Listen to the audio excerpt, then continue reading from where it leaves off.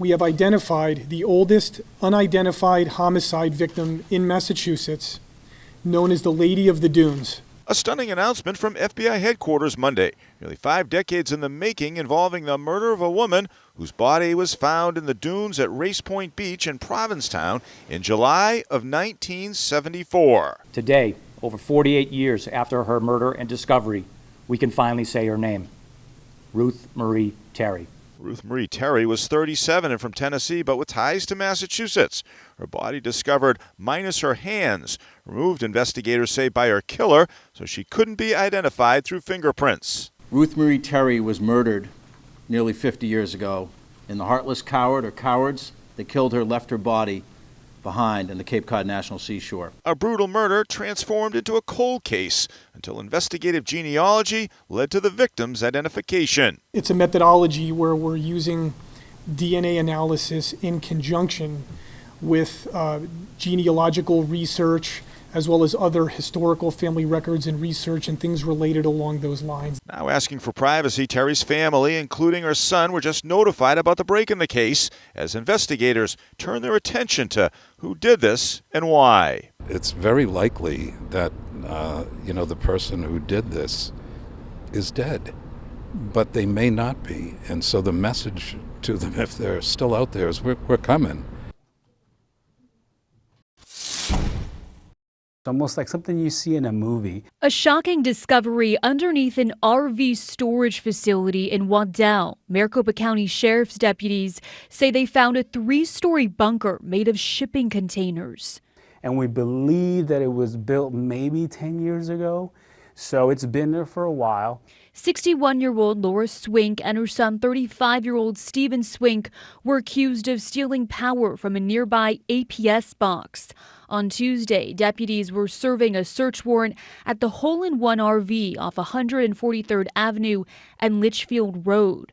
That's when detectives found the massive bunker packed with illegal drugs, $240,000 in cash, $700,000 worth of gold and silver, along with 36 guns. Sawed-off shotguns, rifles manufactured with different lengths, and we've just recently found out that a lot of those weapons are reported stolen.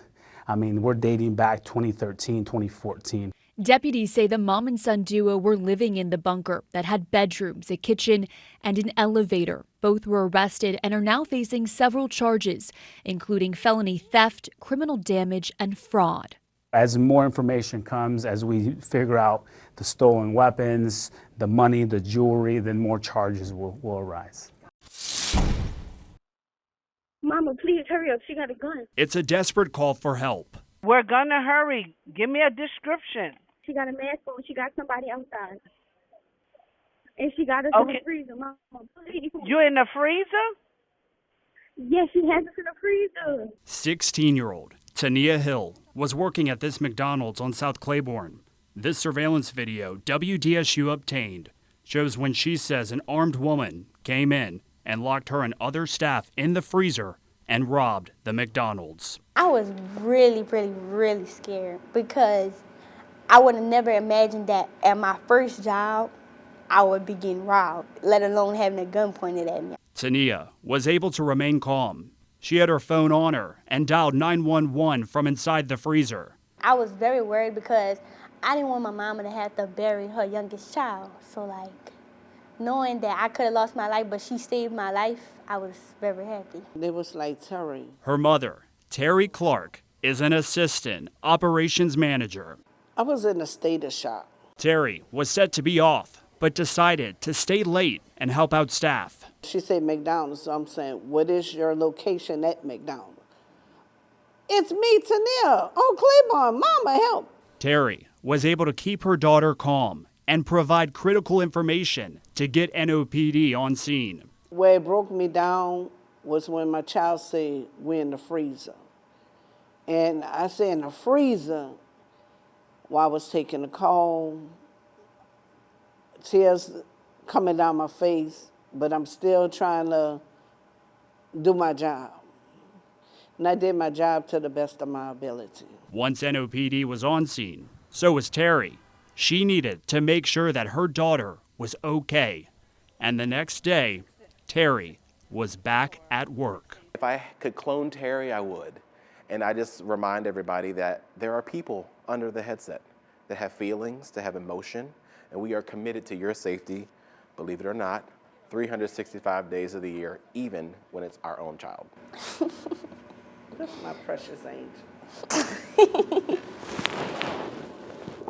Oh, I got lipstick on me. The results of this election in Brazil may be in, but the protesters here, they're not having any of it. All over Brazil, there have been these kinds of protests going on roads and highways from one end of the country to the other.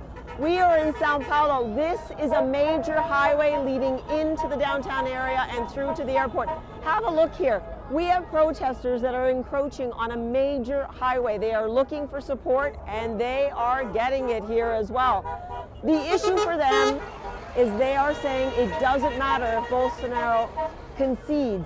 They are saying they will stay out here as long as necessary, creating chaos for the country, because as far as they're concerned, Bolsonaro won. Take a listen. We have a president that won at the ballot box, and they defrauded the ballot boxes and put the other candidate ahead, and we're against that. Even if Bolsonaro accepts, the people will not accept it, because the power comes from the people. The people were the ones who put Bolsonaro there, and we're the ones who would remove him as well. The division that we heard throughout this campaign is now being vented on the streets. If you look here, they will at times pull into traffic, continue to block traffic, and then come back to the barriers. Police are here, and they're trying to be here in force, but what they are saying is that they want to try and de-escalate the situation, and we're hearing this from authorities right across the country. They are negotiating a way to keep them safe, to let them protest, but also not to come in a forceful way, as they do not want to motivate people to escalate this protest further and continue to block more roads. This will be a tense situation, though, in days to come, especially as they are saying it does not matter what Bolsonaro says at this point, or the international community. They are determined. They will be out here having these protests as long as it takes. En la recta final de esta campaña, Lula da Silva concentró sus esfuerzos en afianzar la ventaja que las encuestas le dieron desde el comienzo. Brasil es grande y nosotros queremos ganar por un porcentaje muy grande las elecciones de fin de octubre. Lula da Silva gobernó Brasil entre 2003 y 2011. Durante su gestión aumentó el salario mínimo y estableció varios programas de distribución de renta, el más conocido, Bolsa Familia, una de las políticas que le permite reivindicar haber elevado a 7 millones de brasileños a la clase media. Quitamos a 36 millones de brasileños de la pobreza extrema, creamos 22 millones de empleos con derechos garantizados, elevamos a Brasil al puesto de la sexta mayor economía del mundo. Tras su mandato, el Partido de los Trabajadores continuó gobernando durante la presidencia de Dilma Rousseff, que obtuvo malos resultados económicos y que fue destituida mediante un juicio político cuando se comenzaba a saber de escándalos de corrupción. Grandes injusticias. En abril de 2018, Lula da Silva inició un periodo de 580 días en prisión, condenado por delitos de corrupción pasiva y desvío de capitales. Eso le impidió presentarse a las últimas elecciones presidenciales, pero en 2019 la Corte Suprema anuló las condenas por defectos procesales. Fui preso por probar quiénes fueron los cretinos que me acusaron, cuáles fueron las mentiras que contaron. El expresidente de Brasil promete crear nuevos ministerios como el de Igualdad o Pueblos Indígenas y utilizar el aparato del Estado para mejorar la economía. Vamos a volver a invertir en infraestructura para mejorar la vida del pueblo brasileño, retomar las políticas de incentivo a adquisición de hogares por los más pobres y generar de nuevo millones de empleos formales. Vamos a fortalecer otra vez el salario mínimo. Perdió 3 elecciones en el pasado y después ganó otras 2. En 2002, hace 20 años, y en 2006. Ahora quiere repetir los logros económicos y sobre todo sociales de aquella época. Tener la posibilidad de recuperar el placer de vivir, el placer de ser feliz, el placer de reconquistar la democracia. Brasil tiene la soberanía sobre la gran mayoría de la superficie de la selva amazónica. Después de años récord en deforestación, Lula da Silva promete revertir los datos, reforzando las instituciones de control. No habrá garimpo o cualquier actividad ilegal en área indígena. No habrá minería o cualquier otra actividad ilegal en área indígena. No habrá deforestación.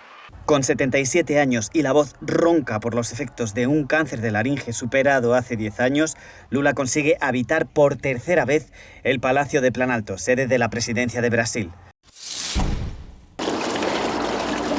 Life just got harder in Kyiv.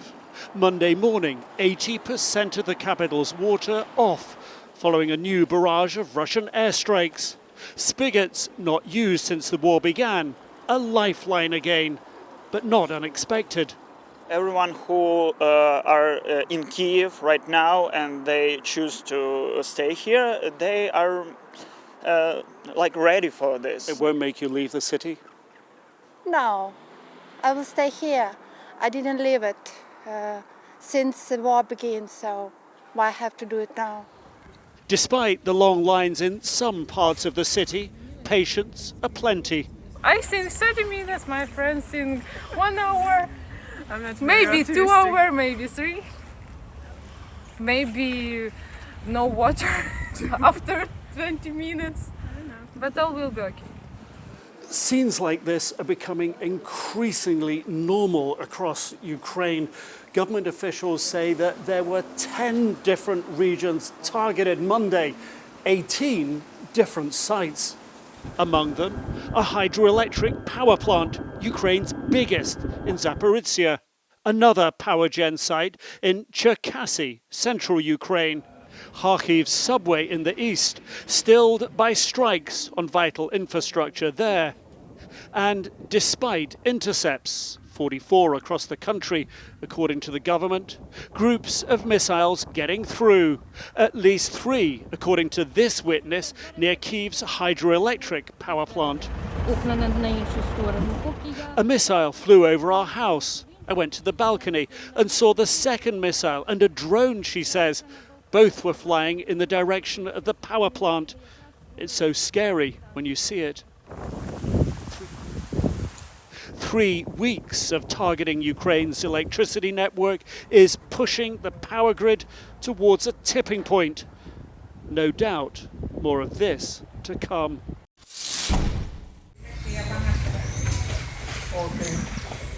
En un rincón fronterizo de 4 hectáreas, Vicenta González trabaja en la producción de cacao para concretar sus sueños y los de cientos de migrantes y refugiados, sobre todo nicaragüenses, que llegan buscando una mano amiga que los apoye.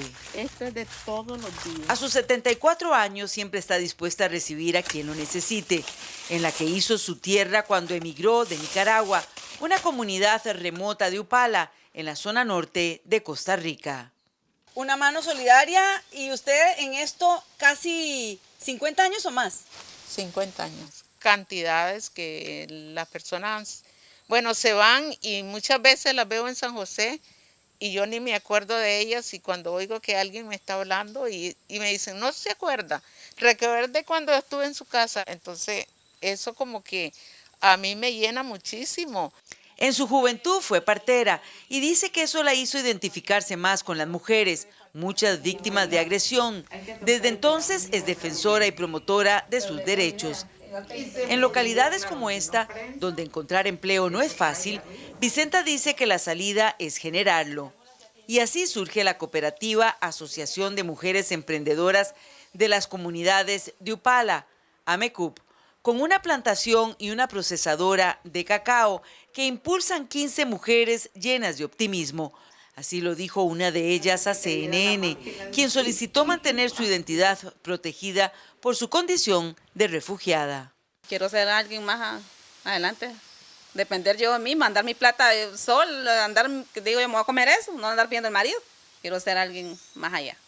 Aquí se reciben las capacitaciones, sobre todo para aprender a procesar el cacao. Entre los proyectos está un taller de costura y el turismo. Todas las iniciativas buscan preparar a las mujeres para que inicien su propio negocio. Esto es la otra parte de su sueño, ya hecho realidad. Y no dejo de soñar hasta tener terminada la fábrica y las mujeres ya trabajando dentro de la fábrica. Por su labor, Vicenta recibió el 10 de octubre pasado el Premio Nansen para las Américas, un reconocimiento que otorga el Alto Comisionado de las Naciones Unidas para los Refugiados, ACNUR, a una persona, grupo u organización por su servicio a refugiados y desplazados. Yo no lo esperé, toda la vida he dado sin esperar. ACNUR informó que según cifras de la Dirección General de Migración y Extranjería, al 31 de agosto pasado en Costa Rica viven 220.580 personas solicitantes de refugio. El 89% son nicaragüenses. Desde 2018, cuando comenzaron las protestas antigubernamentales en Nicaragua, se ha incrementado la cifra de ciudadanos de ese país que solicitan refugio en Costa Rica. Los pasillos del hospital cancerológico se llenaron de magia y color por cuenta de Minnie, Mickey, Barney y un unicornio que llegaron cargados de globos y muchos regalos.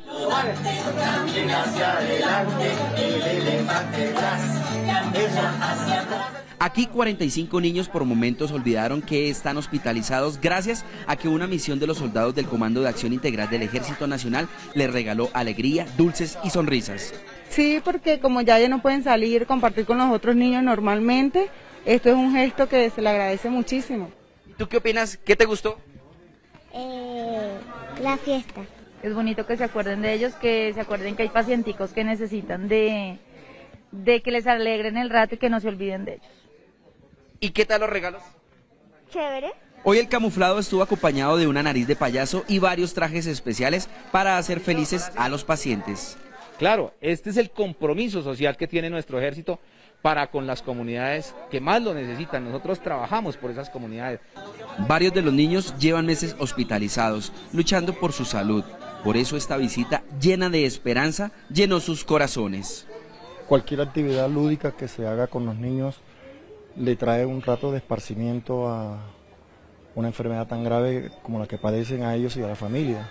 Y a propósito del día de Halloween, tenga presente las siguientes recomendaciones de los especialistas. En cuanto a dulces, vemos por ejemplo que es la famosa colombina que fácilmente conseguimos, vemos que no se ha deteriorado su empaque principal, luego nos permite que sea un elemento seguro, diferente de lo que no debemos consumir. Por ejemplo, vemos aquí que ya está destapado o vemos que algunos productos ya han perdido esa forma original que tenemos, veamos este. Recuerde que lo más importante en este día es disfrutar de la compañía de los niños.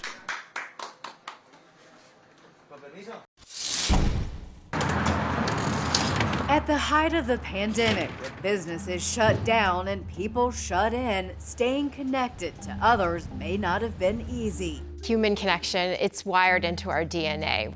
But a new survey by Gallup and Facebook's parent company Meta, conducted in 7 countries between April and June, shows most people feel a sense of social connection as the world eases COVID-19 precautions. In the U.S., 75% who took part said they feel very or fairly emotionally connected to others. There's a need for us to be connected, but it does look like the pandemic did not disrupt that we are able to adapt as a species and continue that important connection. However, at least a third of those who took part in each country said they needed support or help from someone often or sometimes in the previous month. In the U.S., 71% of those surveyed said they'd interacted in person at least once a day over the previous week, while 68% connected via text and 59% interacted over the phone. Those who were over 65 and had a bigger social group or a bigger friend group, that tended to be associated with feeling less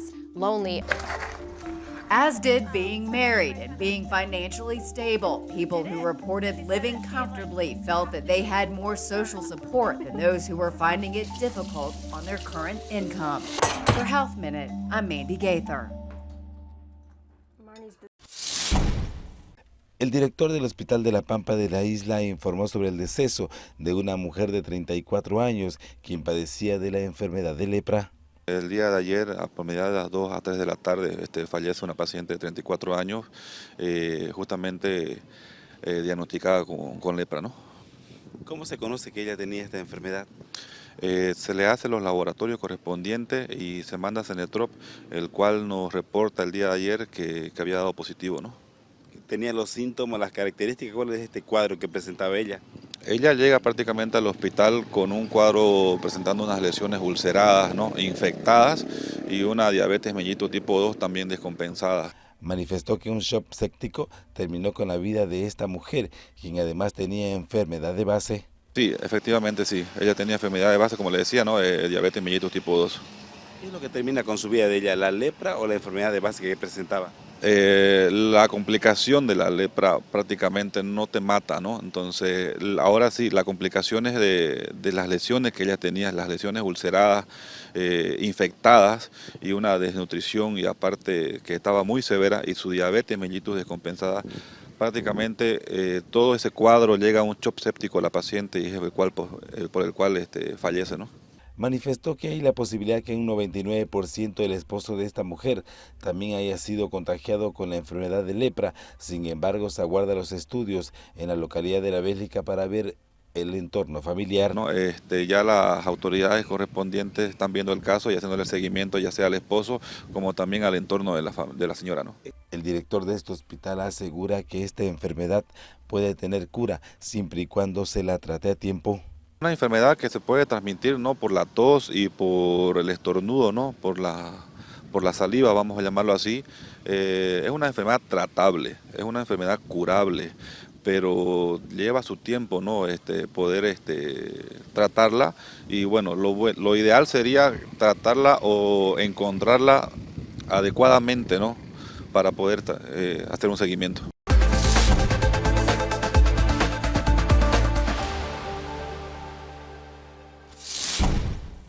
Queremos extenderles una gran invitación a todos nuestros televidentes de Telaruba para que sigan bien conectados con Primera Plana con Alejandra Forero, que transmitimos de lunes a viernes en nuestros 3 diferentes horarios. A las 6:30 nuestra premier, tendremos nuestra repetición a las 7:30 de la mañana y a la 1 de la tarde con las mejores noticias locales, internacionales, todos los sucesos que les dan la vuelta al mundo, noticias de virales, noticias de farándula y muchísimo más. Así que todos los días tenemos una cita aquí en Primera Plana con Alejandra Forero.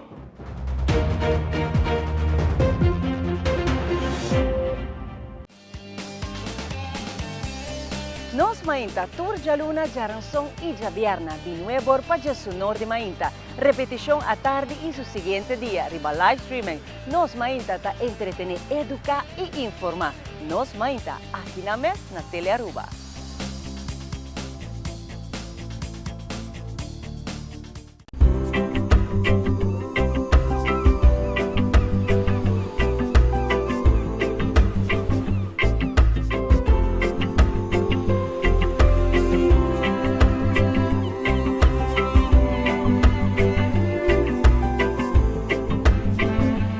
Telaruba junto Cubo. Just download the app.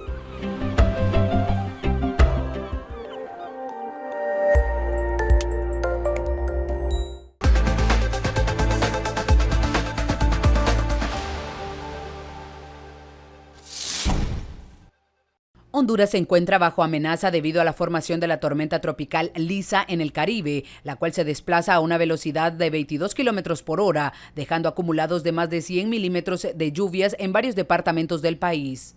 Actualmente se encuentra a unos 580 kilómetros al este del Cabo, gracias a Dios. Se espera que a partir de mañana en la noche las primeras bandas nubosas empiecen a producir algunas lluvias, especialmente en los departamentos de Colón y de Gracias a Dios. Como medida de prevención ante el posible paso del fenómeno natural por Honduras, el Comité Permanente de Contingencias decretó alerta verde en todo el territorio nacional debido a los siguientes factores. Hemos tomado como análisis 3 factores. 1, la cantidad de precipitación. 2, la trayectoria que podría estar desarrollando esta tormenta tropical. Y 3, el nivel de vulnerabilidad que hay en el país. Para este experto en gestión de riesgo, la vulnerabilidad en la que se encuentra Honduras, debido al paso de las tormentas anteriores, desnudará una vez más la fragilidad del territorio, por lo que se deben tomar todas las medidas necesarias. Estamos ya ahogados, así que la cantidad de lluvia adicional que va a llegar nos va a fregar bastante, especialmente las partes bajas del territorio. Por lo tanto, tenemos que estar preparados. De acuerdo a los pronósticos de meteorólogos del Centro Nacional de Huracanes, se prevé que la tormenta tropical alcance sobre el miércoles la costa este de América Central, incluso fortalecida como un huracán.